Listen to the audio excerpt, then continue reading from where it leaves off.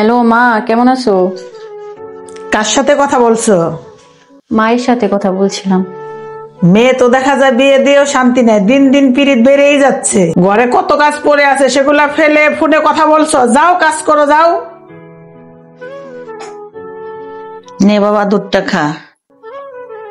কবে থেকে তোর সাথে মন খুলে কথা বলতে পারি না। তুই বাসায় থাকলেও ব্যস্ত থাকিস, অফিসে থাকলেও ব্যস্ত থাকিস। সময় করে অফিসে ঠিক মতো খাবারটা খেয়ে নিস। ঠিক আছে মা। আর একটু মাছ নে বাবা, সারাদিন বাইরে থাকিস, খাটাখাটনি করিস, ঠিক মতন খেতে পারিস না। তুমিও না মা।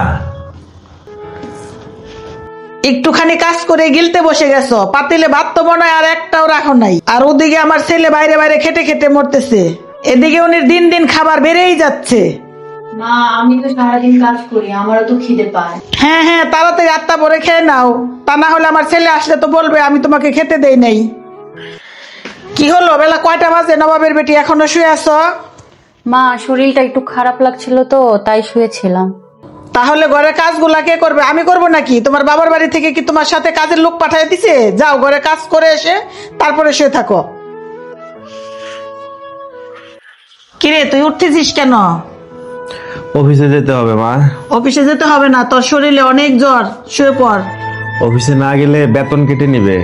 বেতন কাটে কাটুক, তোর অফিসে যেতে হবে না। সবকিছুর আগে আমার ছেলে, তুই শুয়ে থাক বাবা, তোর শরীর অনেক খারাপ। ছেলে নিজের সন্তান, তাই তার প্রতি ভালোবাসার কমতি নেই। আর অন্যদিকে বউ অন্যের সন্তান, তাই তার প্রতি সামান্যতম মায়াটুকুও নেই। ঠিক এই কারণে শাশুড়িরা কখনো মা হয়ে উঠতে পারে না, আর বউয়েরা কখনো মেয়ে হয়ে উঠতে পারে না। কোনো মেয়ে শ্বশুর বাড়িতে গিয়ে কারো সেবা যত্ন করবো না, কাউকে দেখবো না, এরকমটা ভেবে আসে না। তারা সবকিছু মানিয়ে নিয়ে চলতে চায়, কিন্তু দিনের পর দিন দুর্ব্যবহার পেয়ে তারা বদলে যায় এবং পাল্টা জবাব দিলে শুনতে হয় বাড়ির বউ খারাপ।